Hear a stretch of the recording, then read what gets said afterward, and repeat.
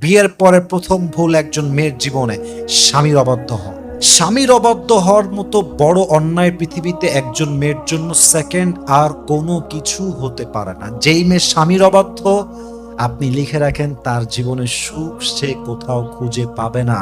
কারণ আমরা পুরুষরা সব সহ্য করতে পারি, সব মানতে পারি, বাট আমার বউ আমার কথা শুনবে না, আমার বিরুদ্ধে হিটলারি করবে, আমাকে মিথ্যা অপবাদ চাপাই দিবে, আমাকে অলওয়েজ চাপে রাখবে, অলওয়েজ ডিমান্ড করতেই থাকবে, অলওয়েজ আমাকে মিথ্যা ব্লেম করতেই থাকবে, আমার আওতার বাহিরে যাবে।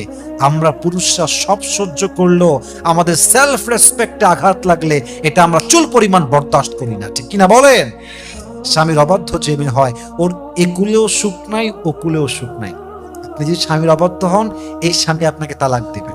আপনি সেকেন্ডলি আবার বিয়ে করবেন, ওখানে আবার মানবেন না, ওখানে আপনি আবার তালাক খাবেন, কি লাভ? তো বিনয়ী হন, স্বামীর কাছে নিজেকে একদম বিলীন করে দেন যে স্বামী আমাকে যা বলবে হালাল হলে আমি মানতে বাধ্য, ঠিক কিনা বলেন? আপনি স্বামীর অবাধ্য হবেন না।